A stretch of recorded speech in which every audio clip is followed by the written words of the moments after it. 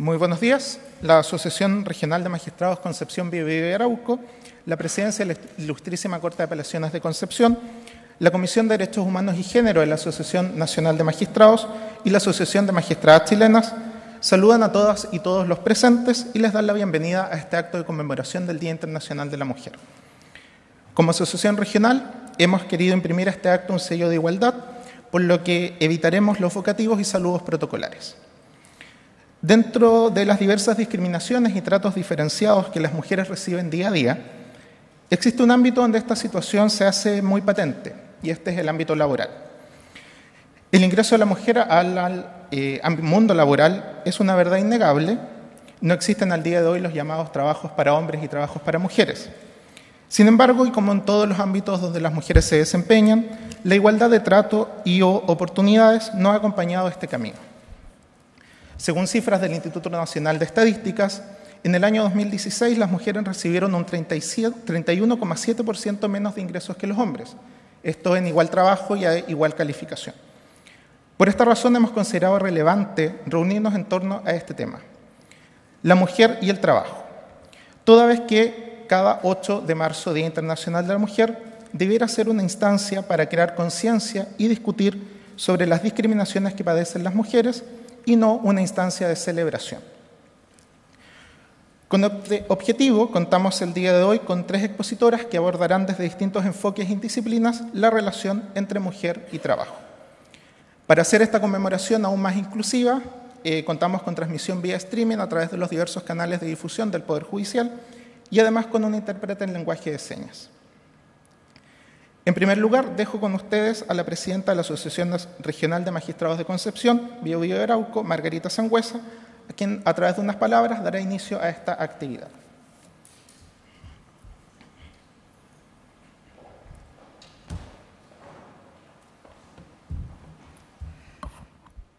Buenos días a todos y todas. Para que vean que me he modernizado en el tiempo, en vez de traer papel, traje el celular. Para que no digan de que los años me pesan, digamos.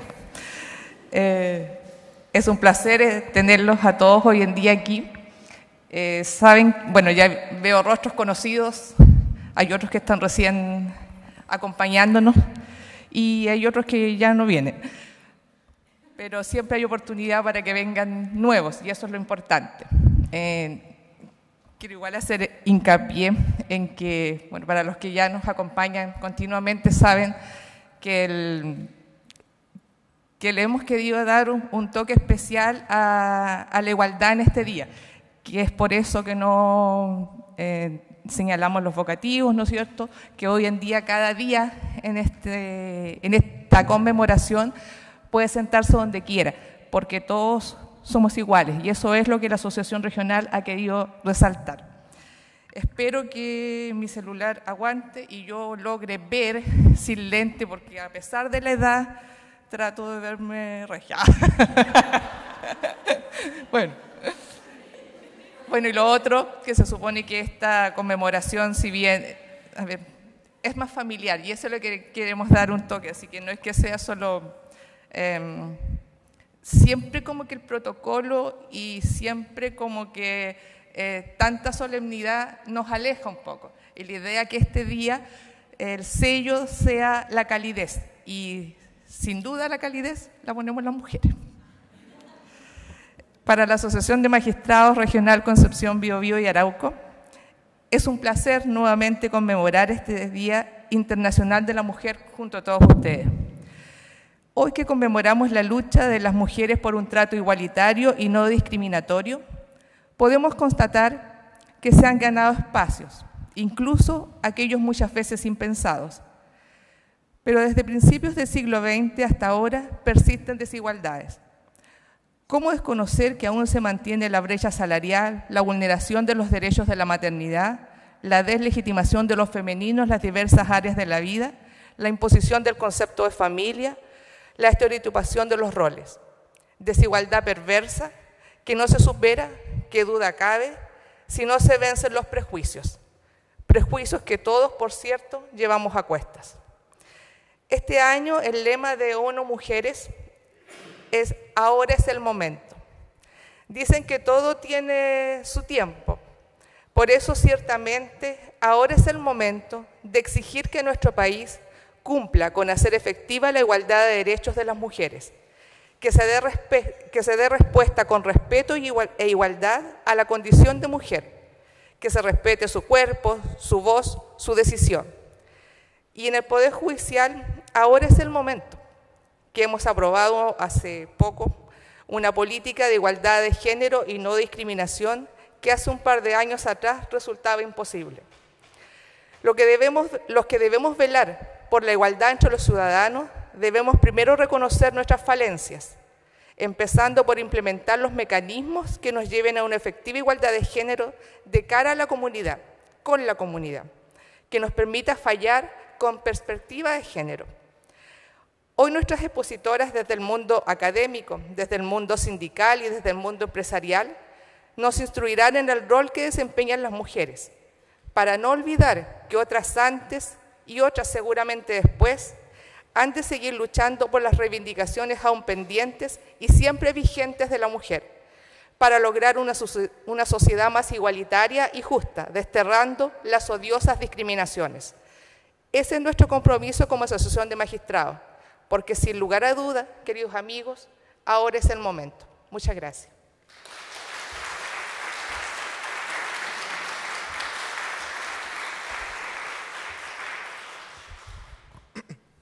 Agradeciendo desde ya a la presidencia de esta ilustrísima Corte de Apelaciones que nos alberga, dejo con ustedes al señor ministro César Panés Ramírez, presidente de este ilustrísimo tribunal.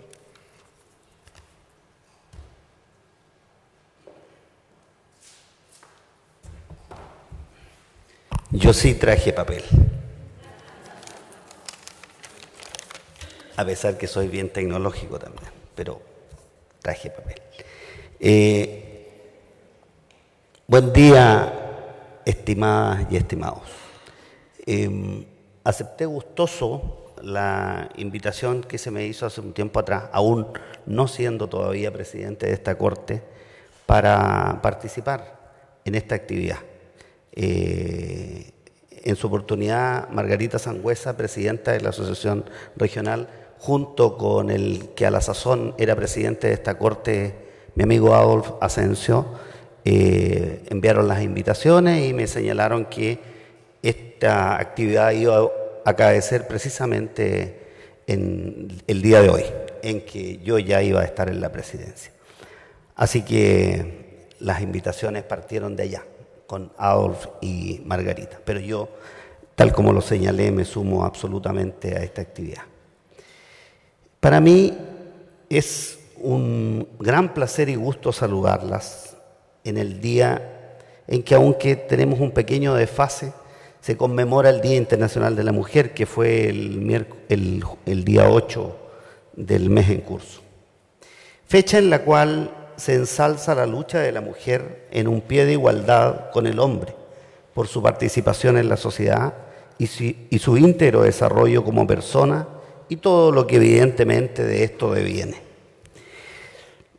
Ya en el área de la ficción, la lucha de la mujer la retrató, tal como lo decía yo en unas pequeñas palabras que dije el día 8, en un acto íntimo que tuvimos aquí en la Corte, el escritor griego Aristófanes, en la comedia Lisístrata, donde, si bien, como lo señalo, en un área de ficción, hacía presente la lucha de ella, de la protagonista, Lisístrata, quien fue una mujer que realizó una huelga sexual en contra de los hombres griegos para que pusieran fin a la guerra fratricida que ustedes saben que en la Grecia eran pan de todos los días. En el plano de la realidad ya propiamente tal, antiguamente en el siglo IV después de Cristo, una mujer científica que tenía una gran libertad de pensamiento y autonomía personal, Hipatia de Alejandría, sufrió la muerte precisamente por sus ideas libertarias. En la Revolución Francesa, muchas mujeres marcharon también contra la tiranía en pos de los valores pregonados en dicha gesta libertaria. Posteriormente hay movimientos obreros y a mediados del siglo XIX la lucha por el sufragio femenino denunciaron la opresión de las mujeres en los ámbitos tanto familiares, sociales como laborales. Huelga consecuencialmente indicar otras fechas que son de suyo conocidas y que marcan hitos en la lucha de las mujeres por un trato de igualdad. Hoy por hoy, bien es sabido que la mujer ha ido ganando poco a poco su espacio, muchas veces a costa de sacrificios y desvelos, pero creo que el camino ya está fehacientemente trazado y evidentemente ya no hay vuelta atrás. En lo personal, sin embargo, yo no soy partidario que lo anteriormente señalado se plantee como una lucha sin cuartel contra el hombre, sino que yo abogo por que el cambio sea consensuado. Se ha de convencer al interlocutor con razones y no con meras pasiones, de que somos, aunque físicamente distintos, intrínsecamente iguales en tanto personas. Las banderas de lucha que hoy por hoy se enarbolan en base a meros rótulos, estimo que no conducen a un buen puerto.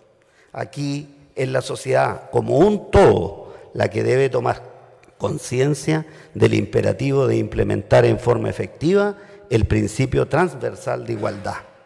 Y para allá deben dirigirse todos nuestros esfuerzos, tanto de mujeres como de hombres, para alcanzar de este modo en forma efectiva ese convencimiento.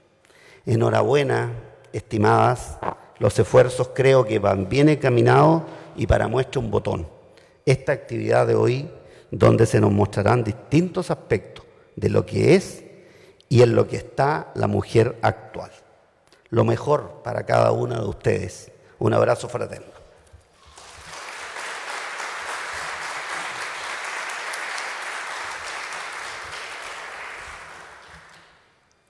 A continuación, daremos la palabra a su señoría excelentísima ministra Andrea Muñoz, encargada de la Secretaría de Género y No Discriminación de la excelentísima Corte Suprema, quien nos dirigirá unas palabras.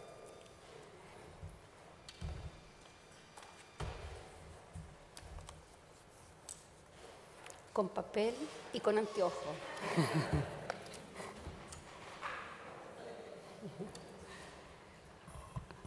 Muy buenos días, estimadas, estimados. Estoy contenta de estar aquí, eso es lo primero que quiero decir. Cuando las mujeres de distintos continentes, separadas por fronteras físicas y diferencias sociales, culturales o económicas, se unieron el pasado 8 de marzo para conmemorar ese día, lo hacían conscientes de las batallas que han debido librar a través de la historia en pro de la igualdad de hombres y mujeres y en busca del reconocimiento y resguardo de sus derechos. Lo hacían conscientes de aquello, pero exigiendo más, reclamando ahora igualdad efectiva, que ya no formal, y el fin de la violencia en todas sus dimensiones. Y es verdad, este es un día que invita, por un lado, a reflexionar sobre los avances alcanzados en la consecución y el ejercicio de los derechos de las mujeres trabajadoras y de las mujeres en general, en distintas áreas, y por otro, nos interpela y moviliza a seguir trabajando para identificar las áreas donde persisten las desigualdades, las barreras y la exclusión de las mujeres e impulsar las transformaciones que permitan eliminar esas brechas de manera de alcanzar una igualdad real, sustantiva, para que todas las mujeres puedan disfrutar de sus derechos.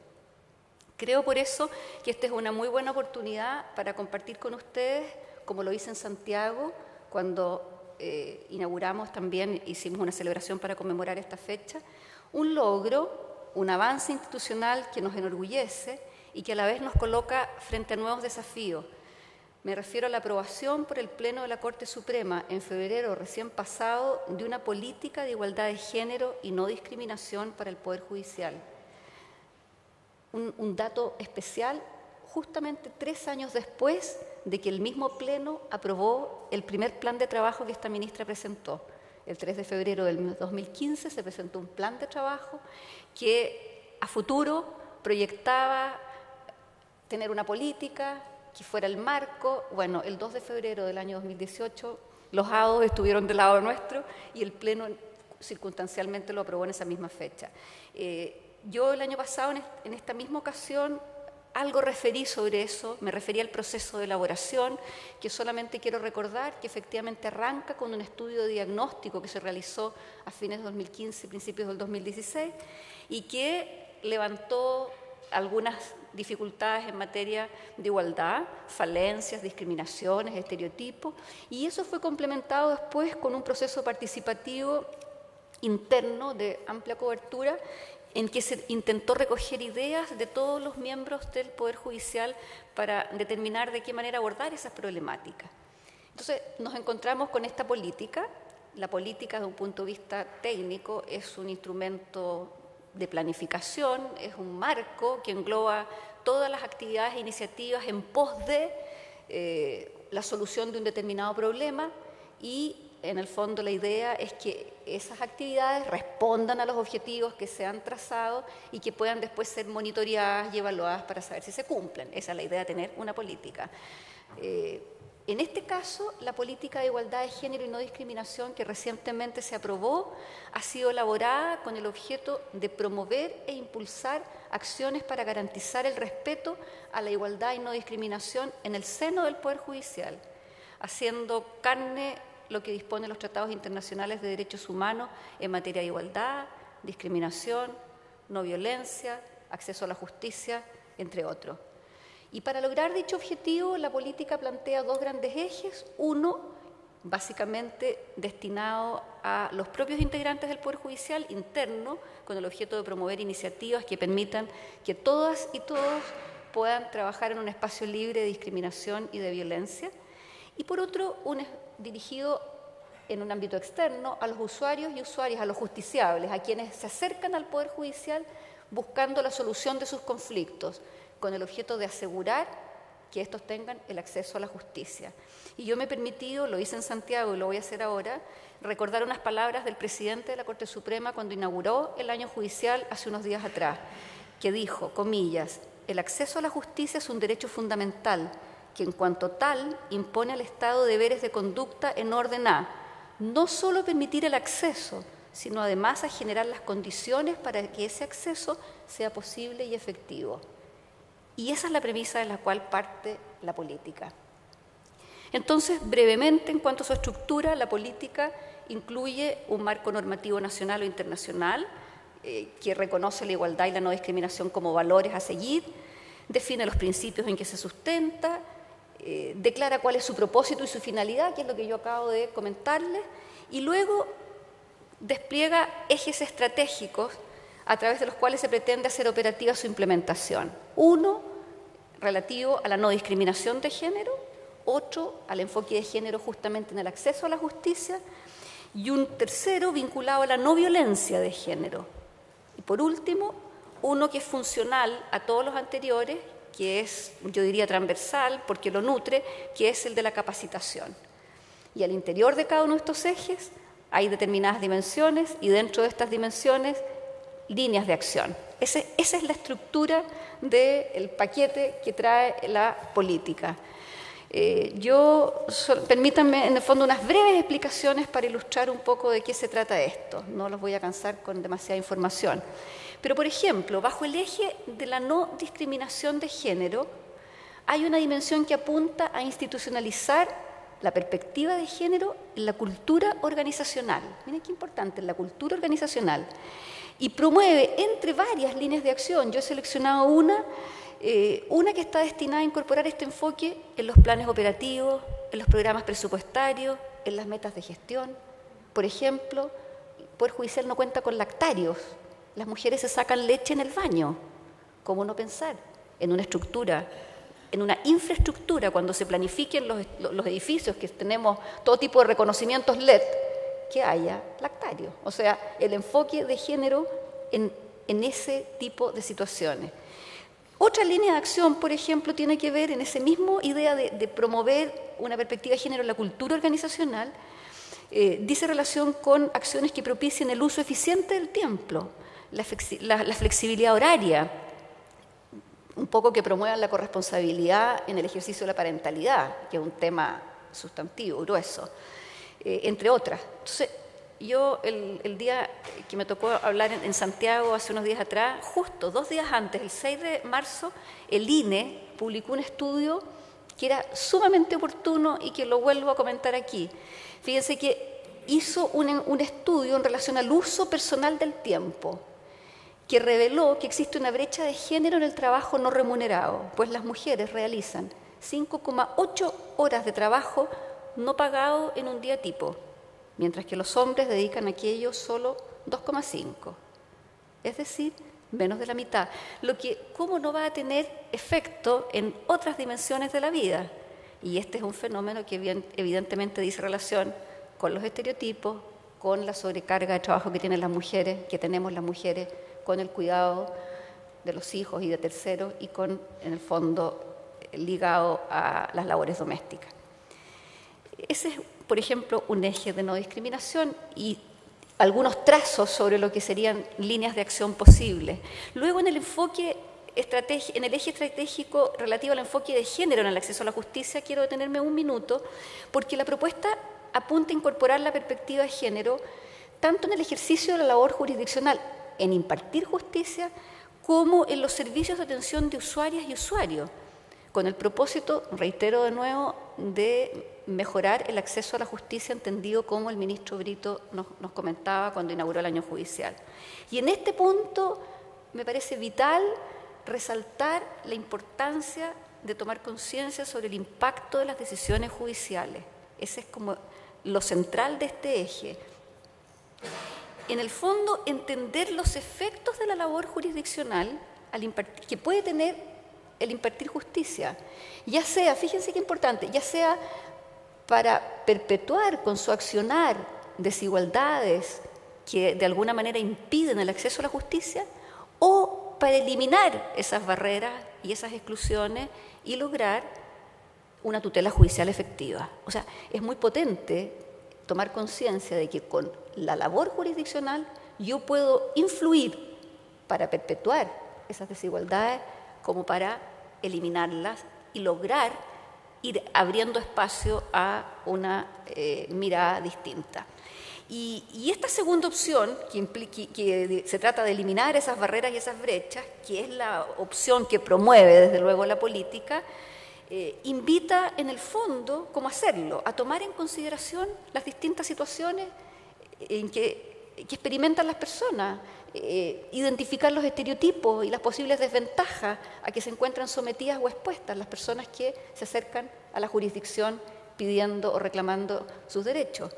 Y pongo algunos ejemplos. En el caso de la violencia, por ejemplo, tener plena conciencia de que la violencia tiene distintas dimensiones, no solamente físicas. Por eso partí diciendo que exigíamos no solo igualdad formal, sino efectiva, no solamente eliminar la violencia en todas sus dimensiones, que existe una violencia física, psicológica, económica, tomar conciencia de la posición en que se encuentra la mujer en el círculo de la violencia, que la expone brutalmente en el ejercicio de sus derechos, que eventualmente incluso puede tener consecuencias tan extremas como la muerte. O, como yo he dicho otras veces, en el fondo advertir posibles estereotipos y prejuicios a la hora de juzgar, que significan cosas tan notables como que afecten su visión sobre quién es víctima de una determinada situación, o influencien su opinión sobre la credibilidad de un testigo, o le apliquen una determinada atenuante, porque hay algo detrás con lo que nacimos y que nos habla de ciertos estereotipos que nos hacen ver a las personas encasilladas en sus roles con determinados comportamientos que se le atribuyen. O teniendo presente, por otra parte, que en ocasiones pueden converger o superponerse múltiples formas de discriminación, ya sea por razones de discapacidad, de origen étnico, de orientación sexual u otros factores. Y en ese caso hay que tomar medidas especiales para evitar la violación a sus derechos humanos. Y en ese contexto, una de las líneas de acción que están en este eje estratégico, que dice enfoque de género en el acceso a la justicia, la política propone crear y difundir protocolos, cuadernos de buenas prácticas, manuales, guías, de alguna manera lo que ustedes quieran llamarlo, que incorporen criterios que ayuden a magistrados y magistrados a abordar el conocimiento de los casos con posibilidad de visibilizar esos estereotipos y esas posibles desigualdades, y de entonces razonar para ver de qué manera interpretar y aplicar el derecho en cada caso como corresponde. Y por eso me interesa destacar en relación a este aspecto que la Universidad de Concepción, a fines del año pasado, se adjudicó fondos de CONICYT. Hay un proyecto específico que se llama FONDEF, pero creo que todos entendemos mejor que se postuló y se ganaron fondos que están al amparo de CONICYT con un proyecto liderado por la reconocida profesora que veo aquí en el público, Jimena Goché, que tiene por objeto elaborar un protocolo de actuaciones judiciales con un enfoque de género. Miren qué relevante, para lo que contó con el patrocinio formal de la Corte Suprema y su plena disposición a colaborar en su ejecución, que se va a desarrollar en un plazo de 24 meses a partir del 1 de marzo de este año. Son los primeros pasos en un camino en el cual tenemos mucho que aprender y reflexionar. No está todo dado, desde luego, pero en que la política ha marcado una orientación necesaria en el marco del mejoramiento del acceso a la justicia. Y ya para ir terminando, el tercer eje relativo a la violencia de género tiene una dimensión interna relativa al espacio laboral, lo que implica llevar a cabo acciones tendientes a erradicar conductas de acoso sexual y laboral por motivos de género, y otra externa que tiene que ver con brindar una adecuada atención a las víctimas de la violencia de género, particularmente mujeres, niños, niñas y personas de la diversidad sexual. Como ustedes bien saben, en la primera dimensión hemos desarrollado ya varias líneas de acción durante el 2017 tendientes a informar y prevenir acerca de conductas de acoso sexual. Yo no he tenido oportunidad de recorrer el palacio, el edificio, pero entiendo que iban a acoger parte de la campaña que partió en Santiago y que va a recorrer las Cortes de Apelaciones con motivo de desarrollar esa iniciativa. Hay sin duda otras líneas que explorar en el futuro que la política recogió en el proceso participativo y que dice en relación con creación de protocolos de convivencia en que efectivamente se considere un trato digno a todas las personas o decálogos de conducta, entre otros. Y bueno, después de lo que he dicho, van a entender por qué el cuarto eje, el de la capacitación, es tan importante, necesario para dar apoyo y sustento a los otros ejes a los cuales yo me he referido, lo que de alguna manera lo convierte en una verdadera condición para lograr las transformaciones y cambios de conducta que se observan como indispensables para lograr los objetivos de la política. La Secretaría de Género, que se creó también al alero de este plan de trabajo en el año 2016 y que ya está conformada con sus profesionales y trabajando, va a ser la encargada de promover y articular las acciones tendientes a implementar esta política y tendrá la misión de difundir, sensibilizar y socializar estas temáticas y de trabajar estrechamente con la Academia Judicial, de manera que logre incorporar en sus cursos y talleres este tipo de formación, pero que ha venido haciéndolo en el último tiempo con mucho éxito, como probablemente muchos de ustedes ya lo saben. Y para finalizar, les agradezco la paciencia, creo sinceramente que el Poder Judicial a través de esta política puede ejercer un rol transformador para erradicar la desigualdad por motivos de género en nuestra sociedad, lo que contribuirá sin duda a avanzar hacia un país más igualitario, inclusivo y respetuoso de los derechos humanos de todas las personas. Un gran abrazo también para todos ustedes. Muchas gracias.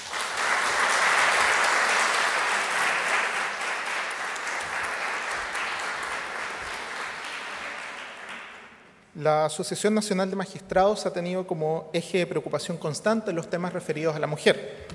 Prueba de ello es la existencia de la Comisión de Derechos Humanos y Género dentro de su organigrama.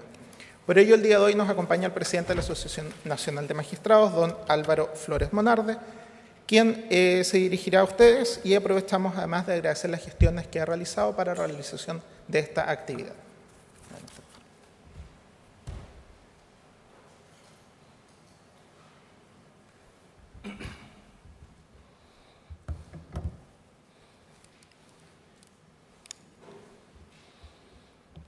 Muy buenos días. 2 a 2. Solo saludar y agradecer particularmente a la Asociación Regional y a la Comisión de Derechos Humanos y Género de la Asociación de Magistrados esta actividad, a la Corte de Apelaciones que nos alberga y a resaltar precisamente esa actividad. Ejerzo yo mi labor jurisdiccional en un juzgado del trabajo. Ahí tenemos nuestra propia señora Juanita. La señora Juanita es una aseadora subcontratada por el Poder Judicial que tiene 83 años. Hace no mucho tiempo me la topé en un ascensor y la saludé. Ella es una mujer muy alegre, venía muy exhausta y tras mi saludo me dijo: solo quiero morirme. Venía exhausta, cansada, afligida. Y en la conversación me comentó que era jubilada, percibía una jubilación mucho menor de 200.000 pesos. O sea, ser jubilado hoy en Chile para muchos chilenos es una condición de precarización per se. Tenía a cargo todavía un hijo, vivía en una condición habitacional muy precaria en la zona de San Pablo y tenía que hacer aseo, como prácticamente todas las otras mujeres del Poder Judicial, porque están tercerizadas, pero son del Poder Judicial, casi 2.000, según los datos. Entonces, reflexionando y cruzando estos factores de discriminación y segregación cultural tan tradicionales, ¿no?, con los que vemos a diario, pero los tenemos, como se dice hoy, normalizados o naturalizados. Claro, jubilada, asalariada, en un régimen salarial que consolida la precarización, con dineros fiscales, ciertamente, donde hay un intermediario que percibe no poco por gestionar, en una institución que tiene una tremenda y fabulosa capacidad administrativa y de gestión, que decide tercerizar la gestión del aseo, como la de los guardias, donde también hay muchas mujeres. Y así contribuíamos. Entonces, ¿qué se nos ocurrió? Lo llevé al directorio de la Asociación de Magistrados y se nos ocurrió pedirle a la Corporación Administrativa del Poder Judicial, a través de su Consejo Superior, que diera un paso importante, terminara con la tercerización en el Poder Judicial. Porque había muchas personas, mayoritariamente mujeres, madres, aseadoras, en ese rol tan tradicional, ¿no? Esa seguramente nos va a explicar Daniela, esa asignación de los roles que hace desde siempre el trabajo humano, donde algunos los atribuye y los adscribe al trabajo de la mujer. Y la respuesta fue sencilla, clara y taxativa. Esto es legal. Es así. ¿Cierto? Es así, es legal. Claro que es legal. Lo sabíamos desde un principio. No hay ninguna duda que hay una licitación que cada cierto tiempo se renueva y cada cierto tiempo, constatadamente, como ocurrió hace algunos meses, precariza aún más las condiciones de trabajo de esas mujeres. Les dice: usted acepta estas nuevas condiciones o se va. Normalmente pierden feriado, pierden derechos indemnizatorios y muchas se van. Y hoy por hoy, tal vez muchos veamos, además suman otra condición de discriminación o precarización social y económica. Son inmigrantes muchas de ellas, como ocurrió en un juzgado, el de familia de Santiago, donde muchas de ellas tuvieron que irse. ¿Sabemos el temor que sufren esas personas en cada uno de estos procesos? ¿Sabemos que contribuimos día a día a generar esa precarización y ese temor? Bueno, ahí hay una tarea por hacer. No solo cuestiones específicas, muy relevantes, en las cuales hemos avanzado tanto. Es legal, sí es legal, pero es inmoral. No hay una ley natural que nos obligue a tercerizar y precarizar. No hay una ley natural que nos obligue a mirar hacia el lado cuando tenemos ante nuestros ojos. La primera reacción es negarlo, ¿no? O justificarlo. Cuando nos obliga a mirar hacia el lado para ocultar una realidad que nos golpea. Y esto venía como una especie de malestar muy profundo de colegas, mujeres de mi tribuna. Ellas habían advertido por primera vez y algunas habían desarrollado ya una pelea cuerpo a cuerpo, cara a cara, con cada contratista para lograr paliar esas malas condiciones laborales. Por lo demás, dicho sea de paso, tienen muchas demandas en los juzgados laborales, los contratados por la Corporación Administrativa del Poder Judicial. Esa es la tarea en que nos hemos empeñado desde esta lógica de, primero, visibilizar desde la labor específica que han desarrollado un conjunto de colegas a la luz de la Comisión de Derechos Humanos y Género de la Asociación de Magistrados, del liderazgo que ciertamente hemos identificado en el propio servicio a partir de la acción decidida y que de un tiempo a esta parte no ha hecho más que imponer obediencia, diría yo, la acción decidida de la ministra Muñoz, que es una forma como el poder finalmente se ejecuta como debe ejecutarse, ¿no? Generando adhesión, no imposición, la adhesión que se genera desde el conocimiento, desde la autoridad, desde la participación, desde el diálogo. Y hoy estamos empeñados en neutralizar todos estos flancos que significan que en tantas áreas de nuestra sociedad esta lucha por la igualdad sea una lucha prioritaria. Estamos en eso. 2 o 3 cosas en que puedo contarles la asociación para concluir este saludo. Ha trabajado. Hemos tenido participación en la Mesa Interinstitucional de Acceso a la Justicia del CERNAM, desde el cual nació un decálogo de derechos de mujeres en procesos de violencia de género. Hemos tenido participación de nuestras especialistas en los cursos online que ha desarrollado el Estado para la capacitación de los distintos órganos del Estado como herramientas para el abordaje de la violencia contra la mujer. Se han desarrollado en colaboración o recogiendo el llamado de la Secretaría de Igualdad de Género y No Discriminación de la Corte Suprema, procesos de capacitación en materia de acoso sexual. Se hicieron 3 seminarios en el norte, centro y sur. Allí hemos tenido una participación colaborativa, como no ha habido en otras áreas de la gestión de la propia Corte Suprema, por razones por algunos ya conocidas. 2 de nuestras especialistas han sido llamadas, que son de la Comisión de Derechos Humanos y Género, han sido llamadas para trabajar en conjunto con el proyecto que mencionaba la ministra Muñoz, este proyecto FONDEF como protocolo de actuación para la atención en justicia con enfoque de género y diversidad.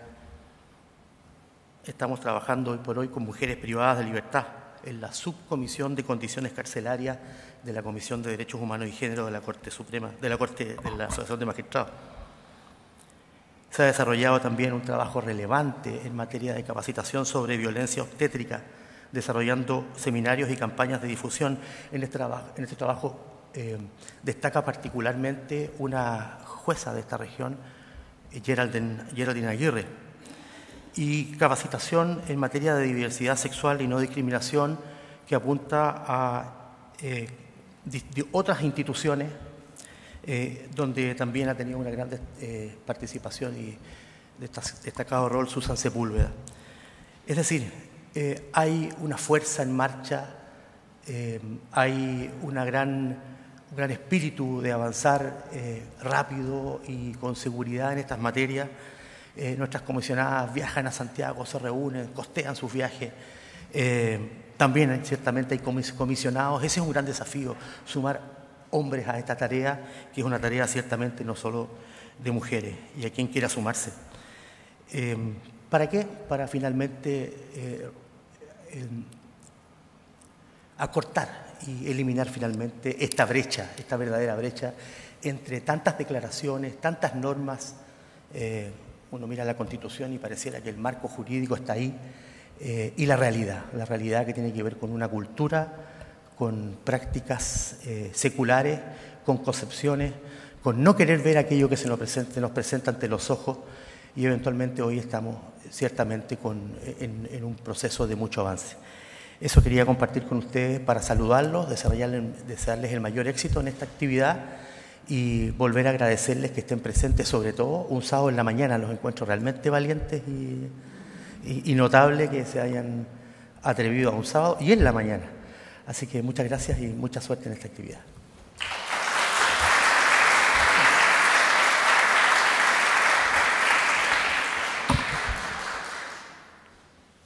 Diversos son los ámbitos laborales en que puede desenvolverse una mujer.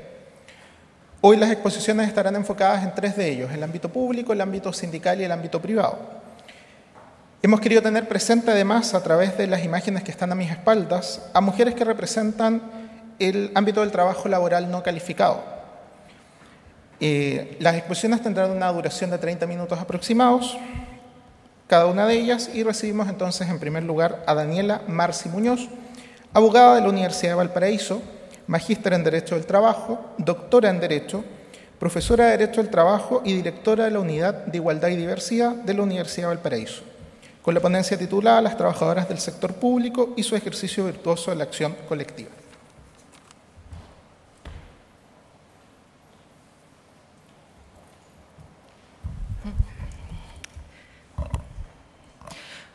Buenos días.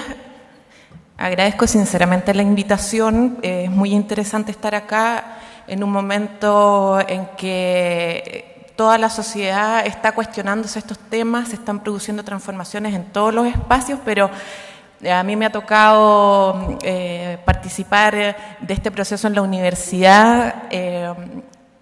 Estamos en el Poder Judicial, son instituciones con una larga tradición, una forma de hacer las cosas que tiene muchísimos años, y son instituciones difíciles, son procesos difíciles para incorporar estos procesos transformadores. La Universidad de Concepción, como se ha señalado, está en el mismo proceso, y todas las personas que estamos participando de ellas pensamos que de aquí salen mejores universidades y un mejor poder judicial. Mi ponencia va a referirse al tema de mujer y trabajo, pero voy a tratar de pasar por distintos temas que puedan ser ilustrativos de los distintos ámbitos del derecho del trabajo. Existe una clara y suficientemente conocida lista de problemas que afectan a la mujer en su participación dentro del mundo del trabajo.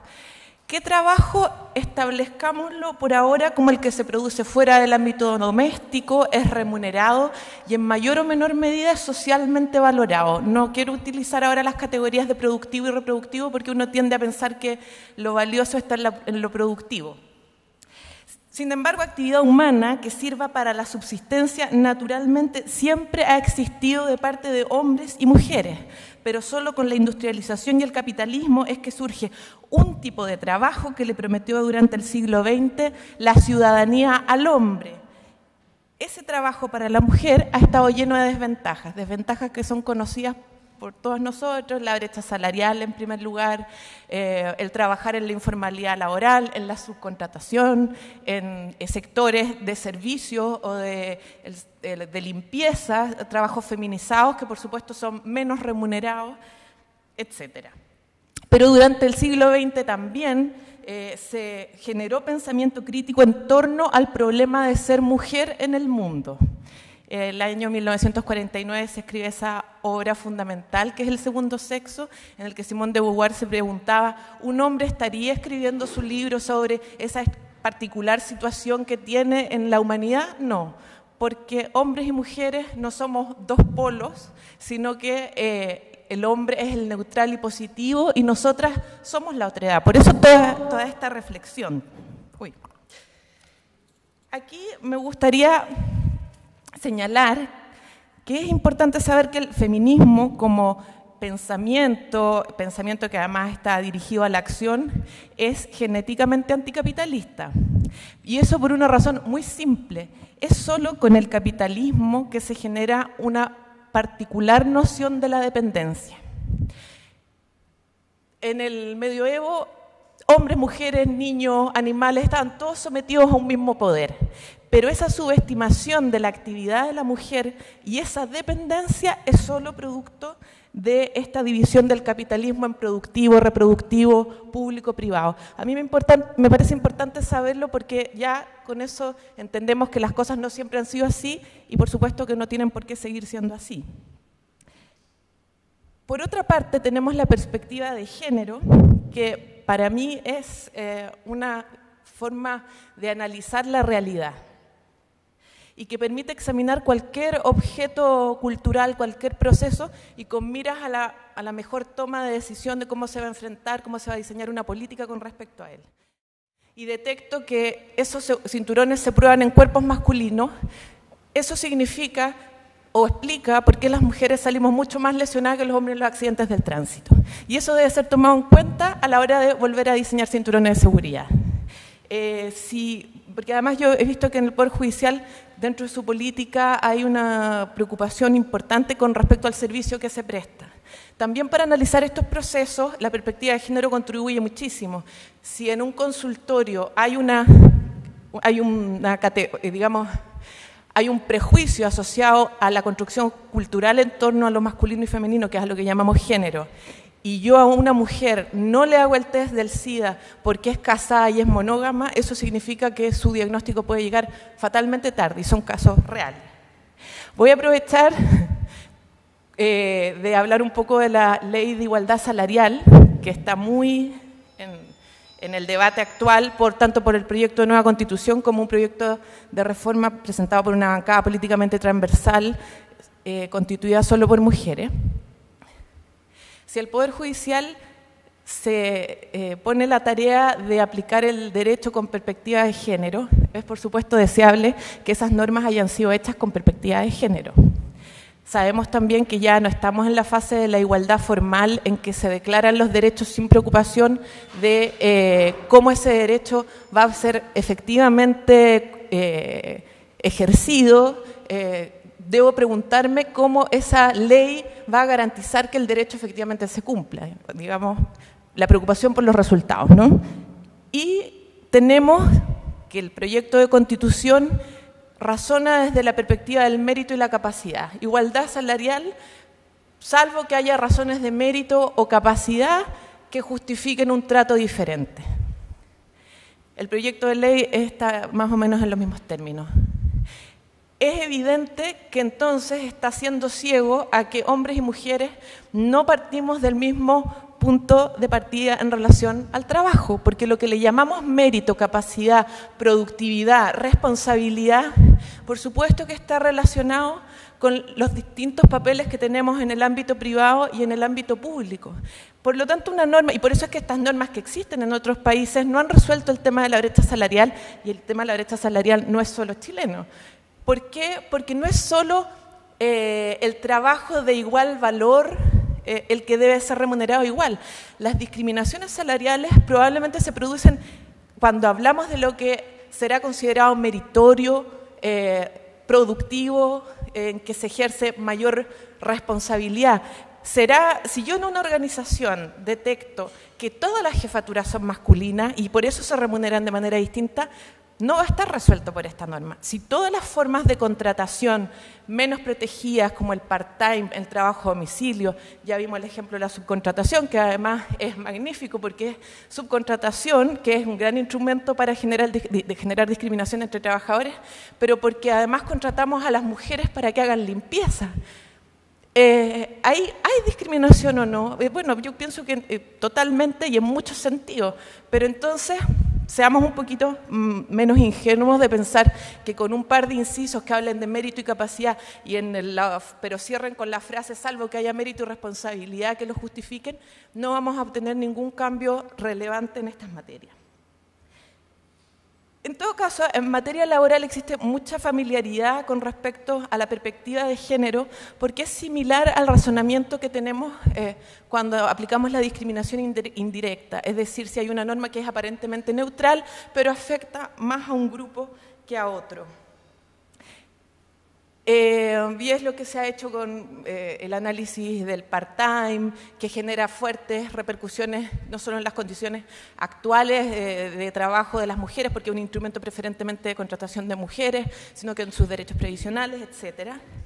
Pero aquí me gustaría destacar que entendemos que estos problemas de la mujer con el trabajo se han enfocado desde el punto de vista del derecho individual, de los derechos fundamentales, tienen evidentes alcances constitucionales, pero quizás hay una carencia en el análisis porque los mantenemos como en estos problemas que tienen los trabajadores y trabajadoras cada uno con su empleador. ¿A dónde voy con todos estos elementos que he querido poner sobre la mesa? A que me interesa que pensemos sobre el sentido de la feminización del trabajo al día de hoy, pero cómo esto debiera impactar en el ámbito más crucial del derecho del trabajo, que es el derecho sindical. Y este ejercicio lo haré poniendo en relación un interesante caso de discriminación laboral que afectó a las trabajadoras de mayor calificación del sector público, el del permiso postnatal parental creado por la Ley 20.545 del año 2011, que ustedes deben conocer mejor que yo, y que para mí tiene muchos aspectos atractivos para ser analizado. En primer lugar, porque no es un caso masivamente popular. nos trae de vuelta un conflicto eterno del feminismo, que es los problemas de las mujeres burguesas y los problemas de las mujeres pobres. Y aquí estamos ante un caso de trabajadoras calificadas bien remuneradas. Brevemente, para los que no conocen el caso, cuando se crea este permiso postnatal adicional de 12 semanas, al sector público se le aplicó un límite en las remuneraciones que no existía antes y que en muchos casos significaba una merma de hasta un 50% de la remuneración de la trabajadora. Y entonces la dejaba en la disyuntiva de elegir entre el derecho a su remuneración completa o este derecho a cuidar directamente a su hijo o hija. Se presentó una denuncia ante la Comisión Interamericana de Derechos Humanos por la Asociación Nacional de Fiscales, por un equipo dirigido por Ana Fullerton, que es una abogada de Valparaíso muy audaz y original en sus defensas, y participaron también 3 fiscales a título de víctimas. Y ellas muy correctamente plantearon que este era un problema de discriminación, porque justamente mujeres que habían logrado, cumpliendo con todo el mérito, con todas las exigencias, habían llegado a puestos de trabajo con importante poder de mando, destacaban que ellas dirigían equipos que investigaban el delito, pero además con un buen nivel de remuneración, eran sancionadas por esta norma al tener que elegir en una encrucijada que jamás se encontraría un hombre. Y destacaron también que lo que subyacía a todo esto era una mirada patriarcal de su trabajo, porque se estaba suponiendo que el trabajo que ellas hacían era accesorio al de un supuesto marido, que seguramente era el sustento principal de la casa. Y ellas señalaron que si en Chile 4 de cada 10 hogares es sustentado por mujeres, en sus casos, muchas veces, habiendo marido, sus remuneraciones eran las fuentes de sustento principal. Y que entonces esa separación entre el trabajo productivo del hombre y el trabajo de la mujer subestimado, que es, como ya señalé, capitalista, era simplemente la representación de un prejuicio que no tenía nada que ver con la realidad. Así vemos un caso en que las mujeres rompieron el molde del trabajador del siglo XX. Pero pensemos, por otro lado, qué sentido puede tener cuando hablamos que el trabajo sea feminizado. Y en realidad se ha feminizado, es casi un chiste de humor negro, porque se ha feminizado, porque ahora todos trabajamos más parecido a las mujeres. El mundo tiende a que se trabaje cada vez con mayor informalidad, con mayor precariedad, como la que hemos vivido las mujeres durante el siglo XX. Y entonces esta promesa de ciudadanía ya no existe para nadie. Y por eso es importante saber que cuando diseñamos políticas para resolver estos problemas, son problemas que son exógenos a la empresa y a las organizaciones, son objetivos de justicia social que no tienen nada, que voluntariamente no se van a producir porque son exógenos por lo menos a la empresa, en el caso de los trabajadores del sector privado. Distinto debiera ser en el sector público, por supuesto. Y en el caso de las fiscales y de las magistradas, yo veo un sentido de la feminización completamente distinto. La incorporación de nuevos deseos y necesidades en el interés colectivo.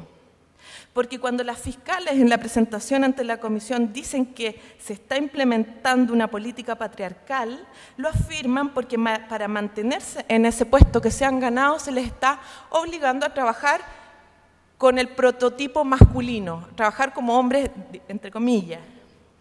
Este hombre que sale al mundo sin un contexto privado que lo moleste. Pero ese prototipo también tambalea, porque estas luchas de las mujeres han llevado a que los hombres también se cuestionen sobre esa división y sobre esos roles y sobre esas cargas que ellos llevan. Habrán visto en la prensa este sindicato alemán que consiguió una rebaja de 35 horas semanales, lo que es, que supongo que si un sindicato de la metalurgia no será muy feminizado, lo que están haciendo, se dijo, es comprar tiempo, no salario. Y entonces los objetivos de los trabajadores y trabajadoras se ve que están cambiando. Hoy se valora el tiempo libre del trabajo para la vida personal de una manera distinta y eso es algo que podemos ver en muchas partes y con mucha sintonía. Y eso significa que las luchas de las mujeres y estos cuestionamientos a la división entre productivo, reproductivo, público, privado, han sido provechosas para todos. Pero llegados hasta aquí, me gustaría, porque esto digamos es lo que se hizo con la construcción de la defensa ante la Comisión, pero me gustaría destacar otros aspectos que me parecen sobresalientes de este caso. Como ya dije, la construcción de un interés colectivo que salga de lo salarial. Las mujeres han enriquecido el debate, pero lo hicieron utilizando el artefacto sindical en sus piezas clásicas, porque llevaron esos intereses a sus asociaciones y definieron que eso es lo que debía ser defendido y diseñaron sus estrategias, que fueron judiciales, en el caso de la acción de protección, la jurisdiccional ante el Tribunal Constitucional y una con un tinte un poquito más político, como es denunciar al Estado ante la Comisión Interamericana de Derechos Humanos, pero eso es una lucha que se hizo a partir de una estrategia.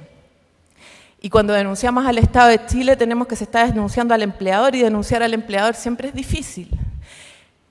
Por más que en el sector público algunos trabajadores gocen de mayor protección, que siempre es una premisa para poder ejercer derechos, tenemos un poder judicial que tiene sus propias características, que en este caso sí son muy chilenas, que esta no división entre los tribunales superiores e inferiores como tribunales superiores que ejercen el control de la decisión judicial, sino que ejerce el típico poder del empleador, que es el disciplinario, y que por lo demás llevó probablemente a la condena en el caso Atala, por ejemplo. O sea, tenemos que el Poder Judicial tiene una serie de conflictos que además es una de las batallas más visibles de la Asociación Nacional de Magistrados. Pero también tenemos que el Poder Judicial siempre recibe normas a propósito de sus derechos sindicales, que son morigeradas en atención a una serie de consideraciones, pero que en definitiva resultan un poco ciegos ante la idea de que los trabajadores del sector público y los trabajadores del Poder Judicial son trabajadores que tienen condiciones de trabajo y con respecto de ellas tienen intereses, y que esos intereses van a ser siempre defendidos, y no verlo así, porque no ver en ellos la calidad de trabajadores es pura ceguera. Y la pregunta estará con qué cauce institucional, con qué publicidad, con qué formalidad estas negociaciones se tienen que realizar, pero es evidente que se tienen que realizar. Y lo mismo en el caso del Ministerio Público. Piensen, una institución que está diseñada también en base a la función que cumplen, con total autonomía, pero, y esto es meramente descriptivo, si yo diseño una institución en que los problemas de los trabajadores no se resuelven ni con juez natural ni con Contraloría General de la República, sino conversando con el jerarca, lo que tengo es una institución acentuadamente autoritaria. Pero bueno, entonces con eso podemos ver, y esto está pensado desde el principio del siglo XX, que lo que une a los trabajadores por sobre todas las cosas es esta ajenidad con respecto al poder que define las condiciones en las que ellos trabajan, y que por eso es necesario crear formas institucionales de canalización de los conflictos. Y en el caso que hemos analizado de las trabajadoras que se opusieron a una decisión con respecto a sus condiciones de trabajo, plantearon un conflicto, negociaron hasta resolverlo. Y aquí me voy a permitir hacer un paralelo que me parece que puede ser interesante. Lo pudieron hacer no solo al más alto nivel con respecto al objetivo perseguido, es decir, este enriquecimiento con respecto a la construcción del interés colectivo. Cuando las magistradas y las fiscales consiguieron la modificación de esta ley, lo hicieron de la manera en que el sector privado quisiera hacerlo. Es el equivalente a una negociación colectiva por rama o industria. Pero además lo hicieron con los llamados efectos erga omnes o generales. Ustedes me dirán, bueno, porque nosotros conseguimos una ley y el contrato colectivo es un contrato. No, pero es que el contrato colectivo, por eso es que Carneluti, que no es que me guste mucho, pero la frase es buena, dice, el contrato colectivo tiene cuerpo de contrato y forma de ley. Y el contrato colectivo no es un contrato civil, el contrato colectivo está ahí para producir efectos generales, que es lo que las fiscales y las magistradas dijeron: nosotras no estamos negociando para las magistradas o para las fiscales, estamos negociando para todas las trabajadoras del sector público de más alta calificación.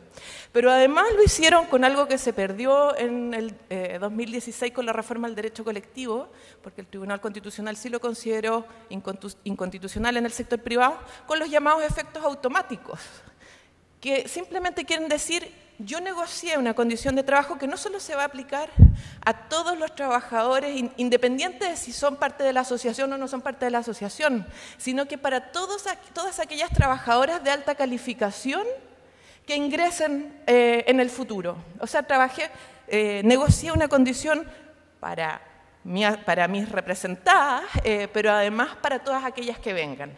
Y por eso es que el derecho colectivo tiene mucho que ver con la democratización de la sociedad y tiene una base en la solidaridad.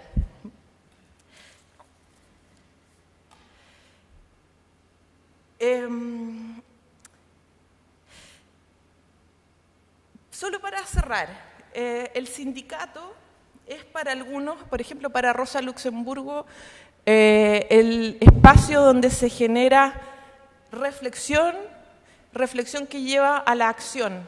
Es el espacio donde se toma conciencia. Yo pienso que con el caso que hemos visto, el análisis de un problema llevado a la asamblea llevó a una toma de conciencia que movilizó la acción.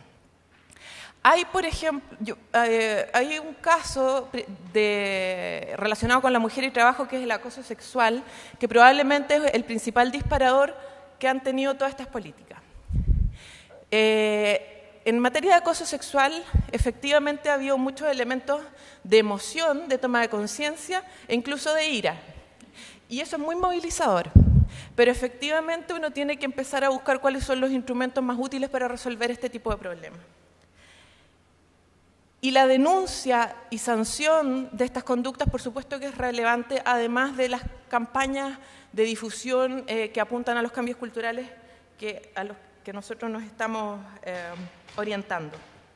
Pero yo quisiera, con respecto a este mismo problema, llevar el análisis un paso más allá o plantearlo de otra forma y preguntarnos por qué hay acoso. Y probablemente si nosotros analizamos nuestras organizaciones y detectamos que todas las jefaturas, que todos los que ascienden son hombres, si las decisiones las toman solo hombres, probablemente el problema del acoso va a subsistir. Y en cambio, si las mujeres, como hicieron las magistradas, como hicieron las fiscales, hacen valer su patrimonio profesional, hacen valer los puestos a los que han llegado y promueven a que otras puedan llegar a esas mismas posiciones de poder, o como lo hicieron llevando su problema a la toma de decisión de su organización sindical, tenemos un poder que se transforma. Y si el poder se transforma la sociedad. Muchas gracias.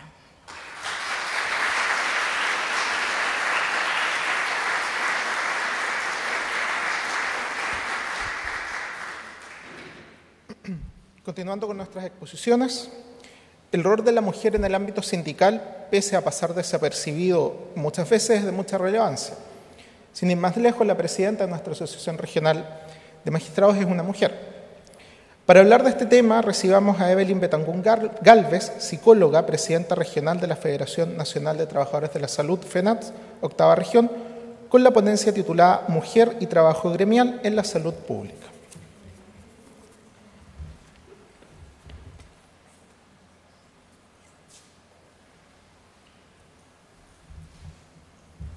Buenas tardes ya a todos y todas.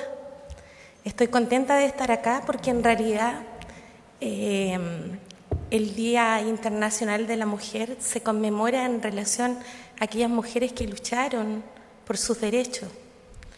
Soy presidenta de la FENAD Octava Región a partir de diciembre del año 2017, después de 27 años que no presidía una mujer.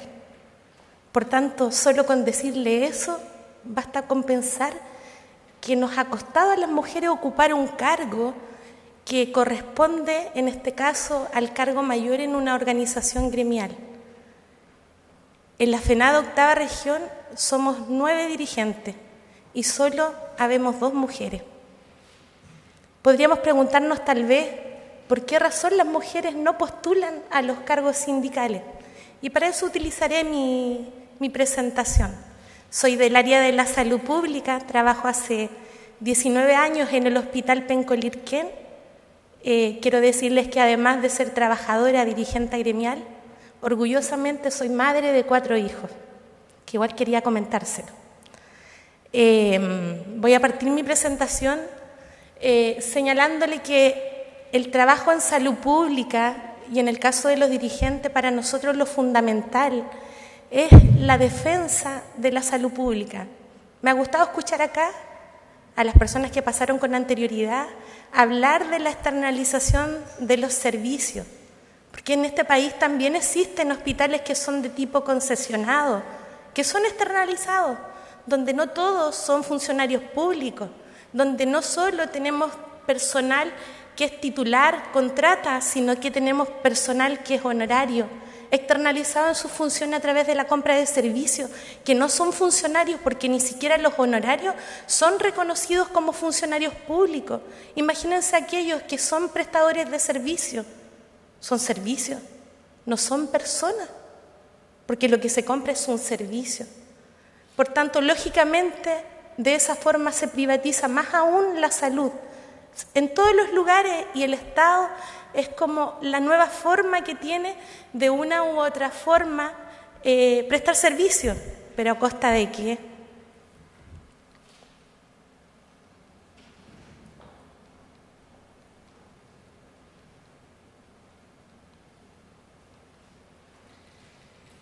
El trabajo en salud, por lo primordial, está compuesto en su mayoría por mujeres.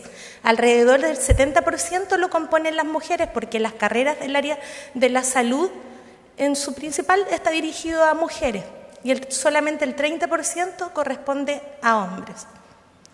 Quise hacer un análisis mayor en relación a esto, porque lógicamente en los cargos que son de la alta administración pública, pero que en realidad todos conocemos que son los cargos de confianza, también quiero hacer un análisis cuántas mujeres existen en la región en relación a esos cargos jerárquicos.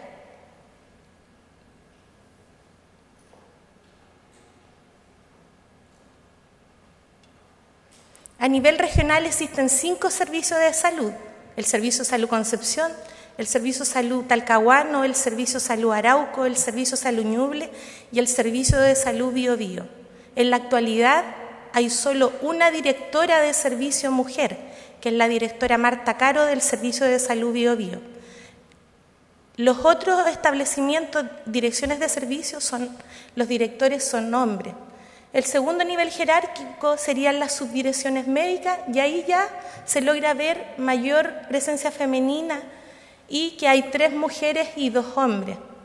En el caso de las subdirecciones administrativas, solo hay una mujer y 4 hombres. Y en el caso de las subdirecciones de recursos humanos, tenemos que hay 3 hombres y 2 mujeres. Si ustedes se fijan, las mujeres no están al 50% con los hombres en los 4 cargos más jerárquicos, en este caso en las direcciones de servicios de salud de la región. Sin embargo, igual es importante saber que hay avances desde ya hace algunos años ya en relación a poder acceder como mujeres a cargos en el sector público en el área de salud.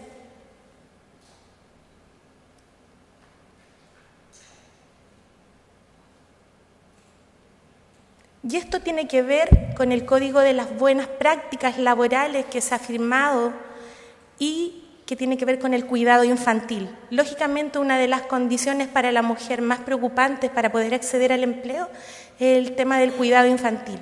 Y desde hace unos años que existen sala cuna y que se están implementando a nivel país en los hospitales que puedan acceder las mujeres y poder también ahí de esa forma tener cuidado. Y además existen los clubes escolares, ya que no lo tienen todos los servicios de salud, pero ya hay algunos que los han implementado, donde se cuidan los niños de los 4 años a los 12.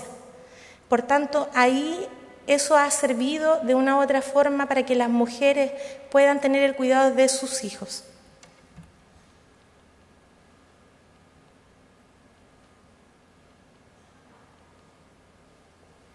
Sin embargo, aun cuando existen estos avances en relación al cuidado infantil, el cuidado infantil, tanto en la sala cuna como en los clubes escolares, solo considera los horarios diurnos y en los hospitales tenemos trabajo de cuarto turno. Por tanto, ambos dispositivos, tanto la sala cuna como los jardines infantiles, están hasta las 5 de la tarde y en algunos casos con extensión hasta las 8, pero las trabajadoras tienen turnos de 12 horas y por tanto tampoco alcanzan a cubrir las necesidades que tienen para el cuidado de sus hijos. Algunos roles también, y todos lo sabemos, están establecidos solo para los hombres y de a poco se ha ido insertando la mujer. Por ejemplo, puedo dar el ejercicio de las ambulancias, que antes veíamos solo personal masculino. Ha costado un poco que la mujer ingrese en esos roles que están diseñados solo para hombres. Y por último, también la infraestructura no propicia muchas veces en todos los hospitales el trabajo femenino en relación a la carga, en relación a los propios espacios, a la construcción de los baños, que son cosas tal vez básicas, pero que no sirven para las mujeres. También tenemos riesgos laborales que todos los conocemos, pero también se implementan en la salud pública. Y yo quise traer solo 2 imágenes para no impactarlos tanto. Tenemos dispositivos de psiquiatría y salud mental, y no solo en esos dispositivos, sino que en las unidades de urgencia, donde están ubicadas en sitios peligrosos, en diferentes partes que son complejas como ciudad, ¿ya? Y donde los funcionarios son agredidos. Yo les puse 2 imágenes ahí que corresponden a una unidad del hospital al cual yo trabajo, que se conoce como la corta estadía, donde ustedes, los magistrados y los jueces, nos envían no solo pacientes de tipo psiquiátrico, sino que aquellos pacientes que son judicializados y no hay dónde enviarlo.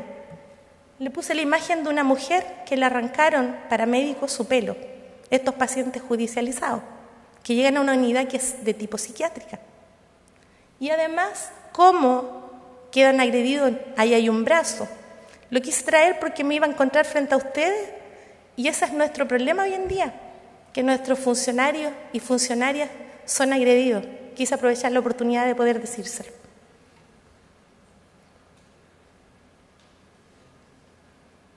Y también quise exponer acá la diferencia que existe remuneracionalmente entre los trabajadores de la salud pública y los diferentes ministerios de este país.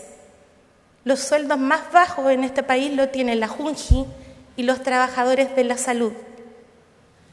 Tengo ahí una liquidación de remuneración de un profesional que en los servicios de salud ingresa en un grado de 16 y que si es contrata, mientras sea contrata, puede permanecer los años que dure en el grado 16 en relación a la escala única de remuneración.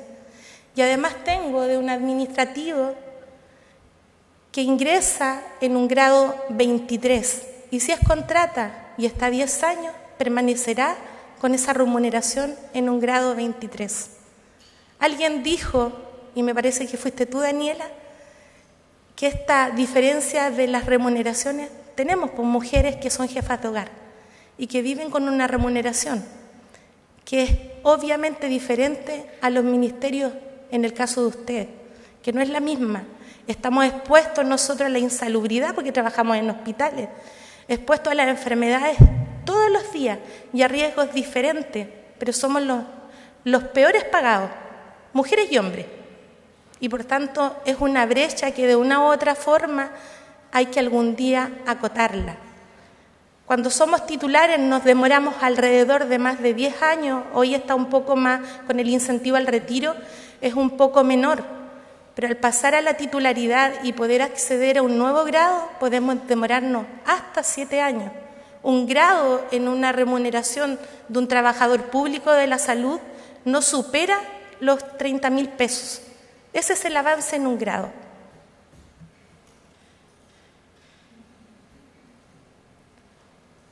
Ahora me voy a ir al otro enfoque, al enfoque dirigencial y que tiene que ver con el liderazgo que ejercimos y con lo que estamos de una u otra forma nosotros mandados a hacer como dirigentes gremiales. La octava región es conocida y la salud pública a nivel nacional por ser luchadores, ¿ya? Porque siempre estamos en las calles y sin embargo nuestro país firma convenios internacionales donde se reconoce para los trabajadores públicos la huelga y nosotros no tenemos derecho a huelga. Sin embargo, por años, y desde el año 52 que más o menos existe la FENAT a nivel nacional y después con la ley 19.296 del año 94, los dirigentes pudieron tener fuero y con eso en el fondo incentivar a poder luchar por los derechos. Y de esa forma hemos estado por años saliendo a las calles, no solo por nosotros, porque nosotros siempre hemos llevado la batuta incluso de la mesa del sector público, donde todos los trabajadores públicos se benefician. Nosotros sufrimos las represalias, los descuentos y todo. Por tanto, muchas veces, incluso lo que ganamos, no nos sirve porque ya está descontado en nuestras remuneraciones. Pero, sin embargo, tenemos la convicción que cada una de las cosas, que por pequeña que sea nuestra remuneración comparada con otros trabajadores públicos, lo hemos hecho en la calle. Y no yo solo desde esta visión como dirigente, sino de todos aquellos que desde el año 52 y aquellas dirigentes han venido luchando por fortalecer esta salud pública y por sacar adelante los trabajadores de la salud pública chilena.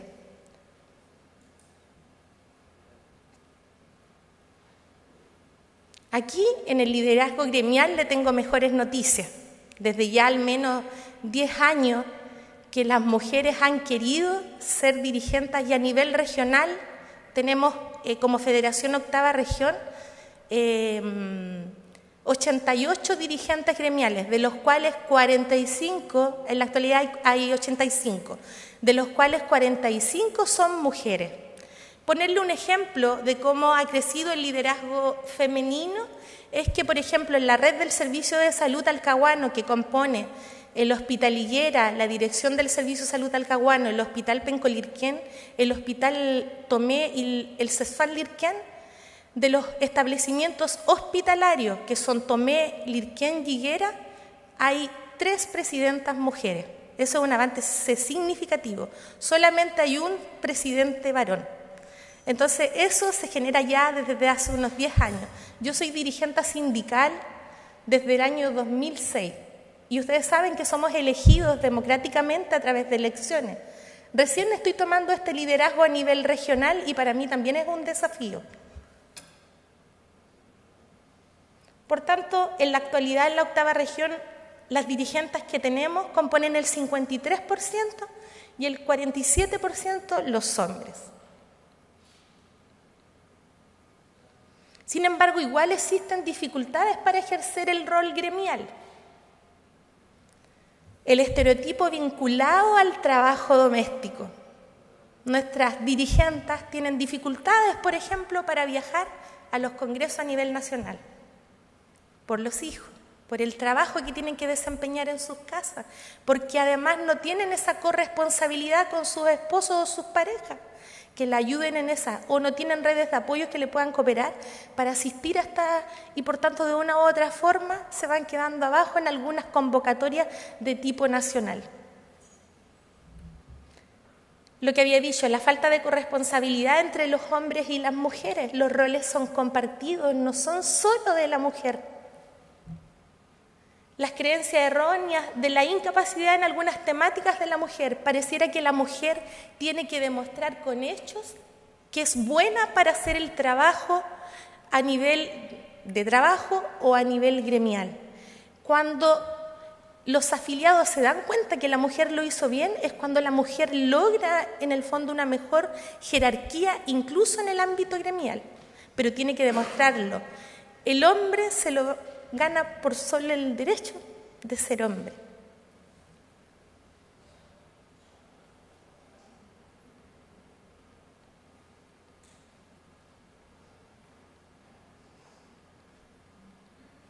Sin embargo, también tengo que destacar, y tal como lo había dicho, que ya hace un tiempo y alrededor de los 10 años, el cálculo que hice yo, es que existe mayor liderazgo femenino y se puede ver aquí en la octava región.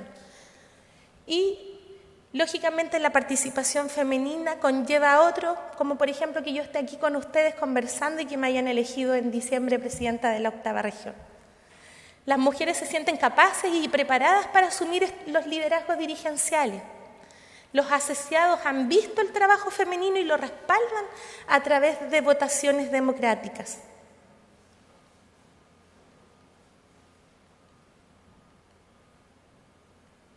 Aquí le traje unas imágenes de algunas trabajadoras de la salud pública que pertenecen a esta región y que lideran los hospitales de la salud pública de la región.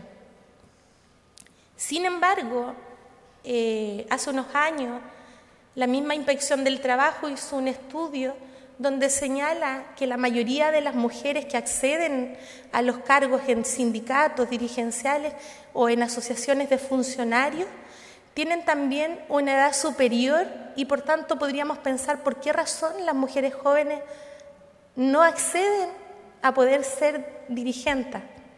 Tal vez por lo mismo que acabo de decir. Ahí hay algunas imágenes de mujeres. Esa que acaba de salir es una dirigente a nivel nacional, dirigente de Arauco, Patricia Valdera.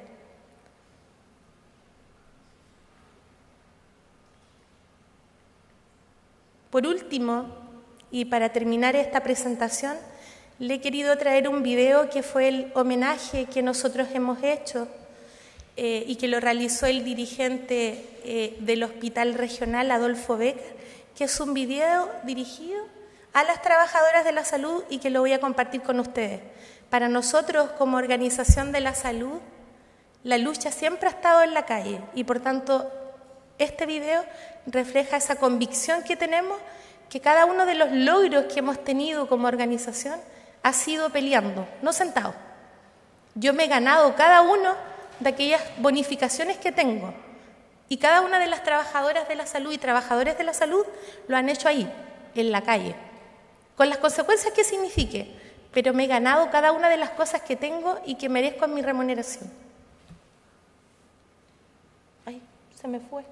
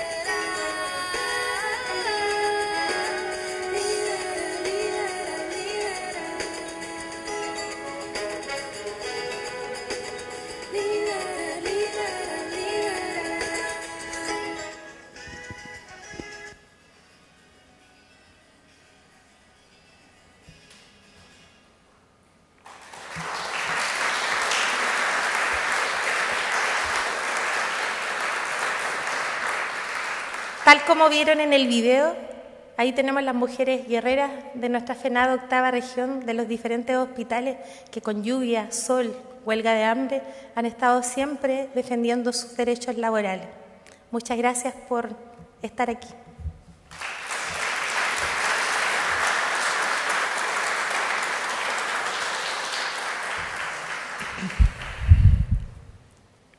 Finalmente, en el ámbito del trabajo en el sector privado, recibamos a Alesia Injoque Alegría, arquitecta funcional, líder de equipos de ingenieros en proyectos de Cencosud, con la ponencia titulada Desafiarse, cambiar y romper el techo de cristal.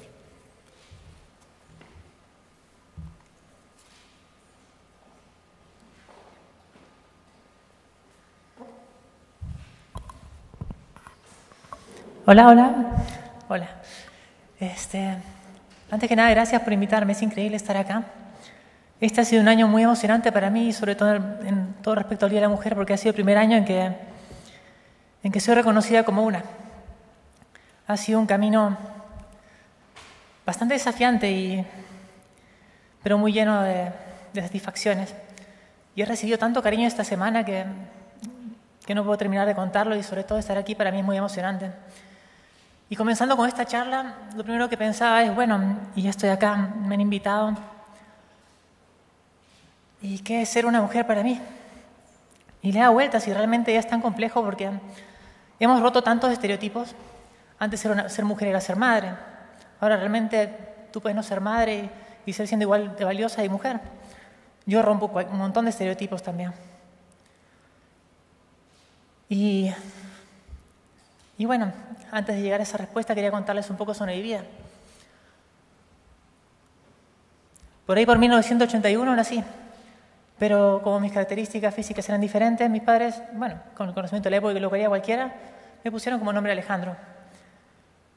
Ahí al mismo tiempo, sin saberlo, nací Alesia. A muy temprana infancia yo era una persona muy activa, bastante enérgica, algo independiente. Mis padres estaban felices y abuelos también. Sin embargo, había algo particular. Yo me ponía la ropa de mi mamá, me maquillaba. Y bueno, estábamos en los 80, así que eventualmente mis papás me terminaron de explicar que eso no era algo aceptable y dejé de hacerlo. Porque finalmente, por más que tengas esa edad, vas captando lo que la sociedad espera de ti. Seguimos creciendo y yo ya tenía alguna noción de cómo eran las cosas. Me volví una persona algo hiperactiva, en el colegio tenía problemas de conducta. Casi me expulsan si no era por mis buenas notas. Y en el fondo, al mismo tiempo, yo rezaba por ser una chica. Quería ser una de ellas, pero sabía que no lo era. En ese momento no había un camino para mí en ese sentido. Y llegué a la conclusión bastante dura de que para mí el camino era negarme y que finalmente yo no era aceptable de la forma que me sentía, no merecía cariño, tenía que esconderme para que no me rechacen y nadie me va a querer si soy yo misma. Y de esa conclusión sale lo único esperable, y era que para que me quieran tenía que ser alguien más. Y empecé a llevar una vida en ese ritmo. Tuve una adolescencia bastante típica en muchos sentidos. Yo jugué fútbol, carreteé, salí con chicas, pololeé, hice lo que cualquier adolescente hombre de mi edad hubiera hecho. Sin embargo, al mismo tiempo, yo compraba ropa femenina de tiempo en tiempo para sentirme yo misma, pero después me odiaba y la botaba, porque sabía que me iba a rechazar si es que se enteraban y si es que expresaba esa parte de mí. Seguí creciendo y llegué a la universidad, y por ahí, por el 2003, tuve una crisis brutal en la que terminé pidiéndole ayuda a mis papás para ir al psicólogo para, entre comillas, curarme y desaparecer esta parte de mí. Sin embargo, esa parte de mí siguió existiendo y tuve que empezar a aprender a lidiar con ella. Como no había nada que pudiera hacer respecto a mi identidad, me enfoqué completamente en el trabajo. Y me metí al mundo de la consultoría, que era un mundo muy exigente, y me dediqué a trabajar y trabajar y trabajar. Y hubo momentos en que trabajé 7 días por semana. Recuerdo algún proyecto haber trabajado de 8 de la mañana a 12 de la noche, casi los 7 días, porque lo que quería era ascender y lograr reconocimiento, en la esperanza de algún momento, de repente, si me tocaba transitar, tener ahorros, o de repente por mis méritos no me despidieran. Y así en camino aparece mi esposa Cosette. Nos enamoramos bueno, yo mi rol masculino, por supuesto, ella vino a Chile, nos conocimos, empezamos a salir, después yo regresé a Perú, pololeamos y en el camino típico que siguen las parejas nos fuimos enamorando. A los 7 meses más o menos le conté que yo era transgénero. Miento, le conté que me travestía, que tenía un conflicto interno y ella, a pesar de que tuvo miedo, no me rechazó. Seguimos pololeando y seguimos conociéndonos y el que ella me quisiera me enseñó a que podía aprender a dejar de odiarme. Y así eventualmente, bueno, nos casamos y viajamos a Chile por una oferta de trabajo. Llegué a Cencosud y es aquí donde es el centro de la historia. En ese momento yo había logrado éxito profesional, tenía buenos ingresos, tenía una esposa que me amaba, tenía reconocimiento de mis pares, tenía amigos, tenía lo que casi cualquier hombre estaría esperando de su vida, de repente esperando solo tener hijos y cerrar toda la línea de éxito. Sin embargo, sentí un vacío importante dentro mío porque no estaba viviendo, estaba actuando mi vida. Y sentí un vacío que crecía y una presión y ya no podía más. Y así como llevo esta imagen, me di cuenta que yo estaba así. Si ven, esta imagen es un elefante muy grande que tiene una estaca que le amarra la pierna. Y la pregunta obvia es ¿por qué no se libera? Y eso es porque ese elefante cuando era niño intentó todo para liberarse y no encontró ningún camino. Y eventualmente se convenció de que no podía. Y se mantuvo en ese estado pensando que no podía durante toda su vida. Y yo estaba ahí, el mundo había cambiado. Era difícil todavía el camino, pero había un camino que podía trazarme. Y empecé a buscarlo. Me di cuenta que lo que sufría ese elefante era que fuimos criados en un mundo donde se considera que nuestra identidad está acá en los genitales. Y será tan difícil pensar que podría estar acá en nuestro cerebro. Y no era solo eso, sino que cuando yo crecía veía que mi futuro era este. Era una marginalidad extrema, no había ninguna oportunidad para alguien trans. De hecho, te podían simplemente expulsar de colegio por no comportarte de forma femenina, te podían expulsar de colegio por ser homosexual también, te podían despedir de un trabajo libremente por ser trans, gay o cualquier alternativa de diversidad sexual. Y además, como si no fuera suficientemente esto, las noticias que veías todo el tiempo eran de este tipo, era una violencia brutal, asesinatos constantes, humillaciones, era algún camino que no le deseaba a nadie. Pero no obstante, ya había llegado a un límite. Y un día me acerco a mi esposa y le digo, yo soy transgénero. Y en ese momento, una vez que lo dices, se hace realidad. No puedes, a partir de ese momento, negar las cosas. Y tenía que enfrentarlas. Abrí la caja de Pandora. Ya era imposible volver a taparla, el caos se adueñaba de cada espacio porque todo lo que tenía lo podía perder, mi trabajo, mi esposa, mis amigos, mi familia. Todo entraba en una inestabilidad que nunca había sido parte de mi vida. Sin embargo, me decidí a enfrentarlo. Ya no había marcha atrás. Y lo que hice fue estructurar mi camino. Llevando a más o menos lo que yo hago mi trabajo a mi vida, hice un proyecto y establecí pasos para ir avanzando en este objetivo. Y empecé a analizar que parte de lo que tenía que cambiar eran las historias que me contaba, que una gran parte de mi barrera era yo. Y empecé a analizar qué historias me contaba. Y la primera historia que tenía era el miedo al rechazo. Me preocupaba mucho el rechazo de la gente. Me moría de miedo, sobre todo porque yo sentía en el fondo y arrastraba todavía la idea de que yo no era una persona aceptable.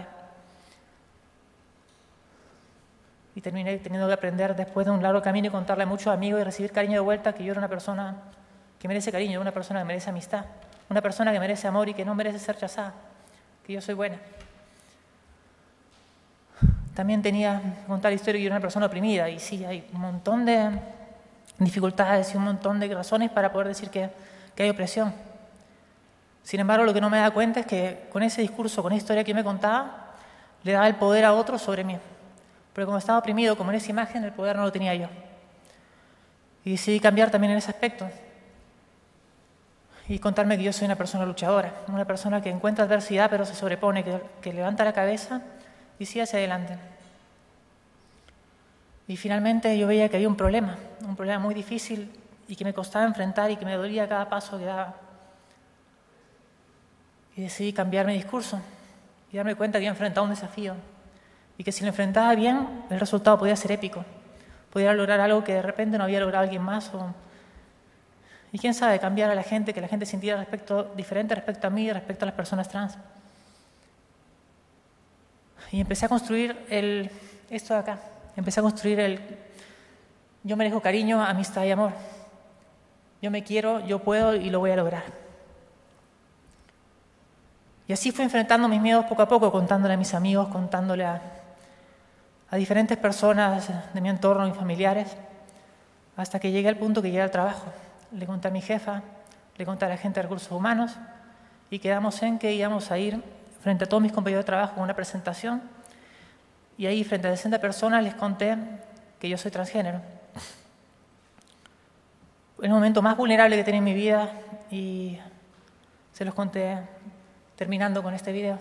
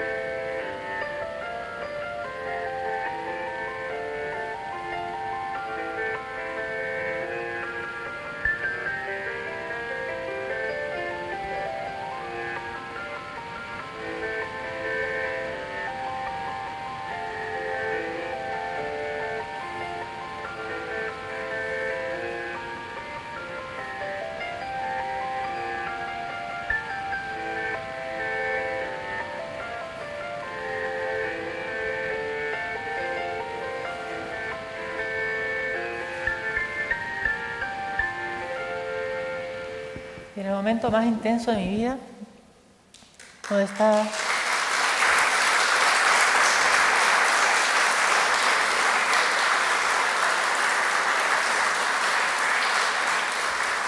gracias, donde estaba con todos los nervios de punta y no sabía qué esperar, ocurrió esto.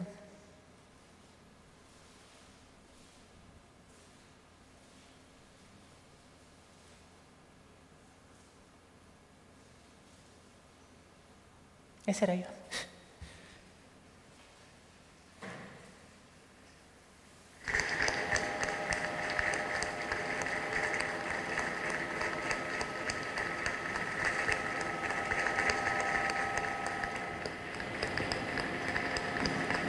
Se escucha un poco bajo, pero son 60 personas aplaudiendo de pie y yo poniéndome a llorar de la emoción.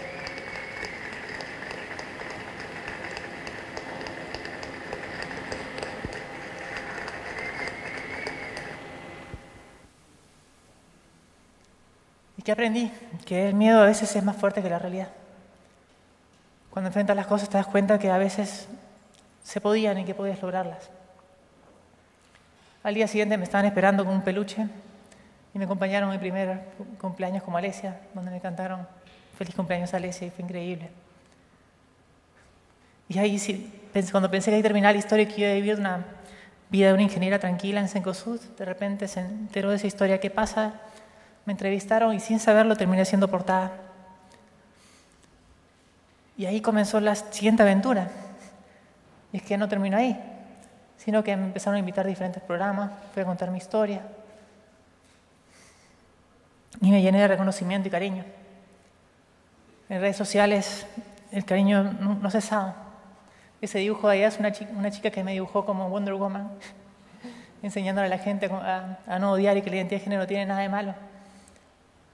Y en Cencosud se subieron al mundo de la diversidad y ahí estoy yo en la portada de Cencosud valorando la diversidad. Y este año he estado en los videos del Día de la Mujer y en las fotos del Día de la Mujer en todos lados.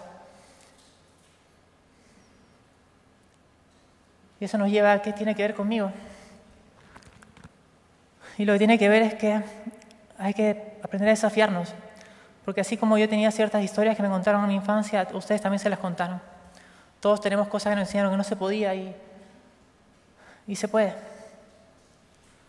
Todos hemos estado acá en la imagen de este elefante con muchas cosas que nos contaron en la infancia de que no eran aptas para nosotros, que eran cosas que no íbamos a poder hacer y que de repente en esa época lo creímos y pensamos que no se podía. ¿Y qué cosas enfrentaron ustedes? A diferencia de los hombres. Y es que, por ejemplo, a los hombres les enseñaron que tienen que arriesgarse, tienen que lanzarse a buscar chicas y no importa que fallen en el camino, sigan intentando y arriésguense y dale. En cambio, en el mundo femenino se les enseña que hay que tener cuidado, sean precavidas, sean modestas. Y en el mundo de los negocios el riesgo es un factor importantísimo para ascender. Y está probado que los hombres toman más riesgos que las mujeres. En mi carrera profesional y en la de muchas personas que yo he visto que ascienden rápidamente, ¿qué es lo que hacen? Postulan a cargos que les quedan grandes. Y a veces fallan, pero a veces lo logran. Y así escalan más rápidamente. Y tengo amigas que trabajan en recursos humanos que dicen que ese comportamiento es mucho más común en hombres que en mujeres. Y no puedo dejar de pensar en todas las veces que la sociedad nos dice le dice a las mujeres que no se arriesguen. Tenemos una sociedad que valora como hombre de éxito al que consigue dinero, al que consigue el éxito profesional. Y que valora como mujer más deseable de repente a la que tiene mayor belleza. No tanto por quién es, por su talento, sino por el atractivo. Y tenemos obviamente los roles del hogar, que todavía, como mencionaba, mantienen que la mayor parte de la carga en la casa la tienen las mujeres. Y eso influye notoriamente en el trabajo, porque finalmente los hombres son más propensos a hacer horas extra, los hombres son más propensos a estar dispuestos en situaciones cuando realmente también es justo para ellos, porque a veces se les pide a ellos que hagan las horas extra dejando a las mujeres que vayan a la casa y podría ser que el deseo fuera al revés. Y esas cosas se cambian de muchas formas. Una es esta, y cada vez hay más unión femenina para tomar conciencia y para cambiar las cosas. Pero la otra es cambiar. Y eso se necesita también, se necesita mujeres que lideren, mujeres que rompan las barreras, mujeres que rompan el techo de cristal y muestren que hay un camino para las siguientes mujeres que inspiren generaciones. Y ya hay mujeres que lo están haciendo y marcan una diferencia. A la derecha tenemos a Mari Barra, que es la CEO de General Motors. Si quieren pensar en un estereotipo masculino, podrían pensar en los autos. Ella es la CEO, o fue la CEO, no sé cuánto tiempo. Al medio tienes a Whitstone, Peggy Whitstone, que fue la primera astronauta, primera científica que estuvo en la estación espacial. Y a la derecha tienes a Marissa Mayer, que fue CEO de Google y una de las principales ingenieras de Google en su desarrollo. Y son imágenes que muchas cuando crecieron no tenían. Ahora están ahí y pueden inspirar generaciones para que rompan las barreras que muchos enfrentamos. Antes esta polera, en los 90, fue censurada en Walmart porque atentaba contra los valores femeninos, contra los valores familiares. Y una niña diciendo que algún día habrá una mujer presidente. Hoy día sabemos que ser presidente no es una barrera para las mujeres. Y eso porque hay gente que va rompiendo las barreras y enseñándole ahora cualquier niña puede soñar con ser presidente y no es nada que esté fuera de su alcance y ya lo sabe. Entonces, si yo pasé de acá a acá, mi pregunta es, ¿qué las detiene? La vida está en sus manos, cambiar está en ustedes. Cambien ustedes y cambien el mundo. Y finalmente, lo que me lleva a esa pregunta, ¿qué es ser mujer para mí? Y es bien difícil decirlo porque siempre fue un sentimiento. Pero hoy día para mí ser mujer es estar en casa, es estar en el lugar donde me siento parte. Pero es sobre todo estar con un grupo de gente increíble, un grupo de luchadoras que llevan años tratando de cambiar el mundo y hacer un lugar más inclusivo, y un grupo al que me encanta poder sumarme. Gracias.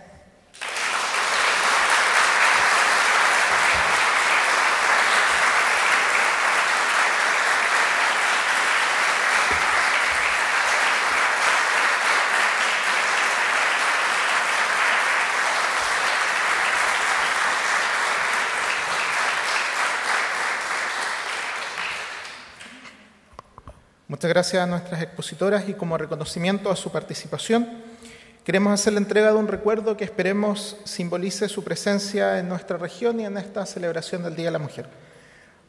Para eso quiero pedir a Elixir Cayul, a don Adolfo Asensio y don Rodrigo Cerda, por favor se pueden acercar a hacer entrega a estos presentes, y a don Raúl Orellana. Pido por favor a las expositoras si pueden acercarse hacia adelante a recibir sus presentes.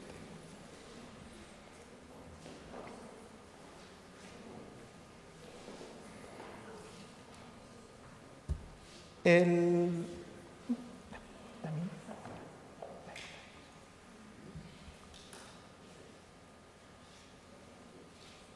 presente que se les va a hacer entrega el día de hoy, esperamos simbolice a la mujer mapuche. Están realizados por artesanas de esta zona y además son lo que pueden ver en las publicidades de esta celebración.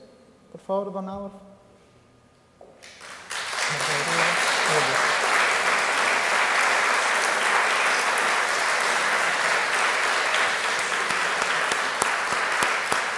Si pudieran, por favor, cada uno al lado de la persona que le entregaron el...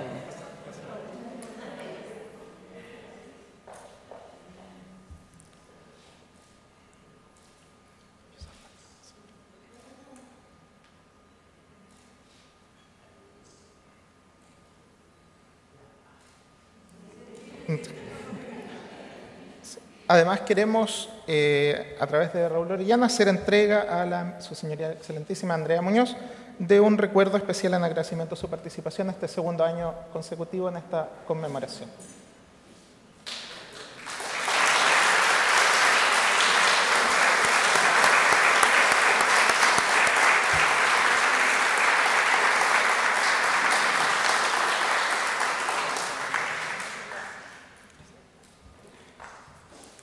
A nombre de la Asociación Regional de Magistrados Concepción Biobío y Arauco, la Presidencia de la Ilustrísima Corte de Apelaciones de Concepción, la Comisión de Derechos Humanos y Género de la Asociación Nacional de Magistrados y la Asociación de Magistradas Chilenas, agradecemos a todas y todos su presencia en este acto, especialmente por tener interés en discutir estos temas, como dijo Álvaro, un día sábado en la mañana, lo que demuestra el interés de todos por avanzar en una mayor igualdad de la mujer en el trabajo, eliminando de esta forma toda discriminación de violencia hacia ellas.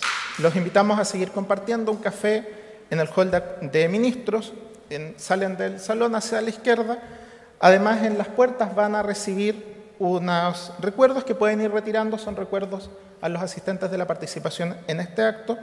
Y además queremos pedirle a las expositores y a las personas que el día de hoy han participado, si pueden acercarse a tomar una fotografía grupal todos los participantes.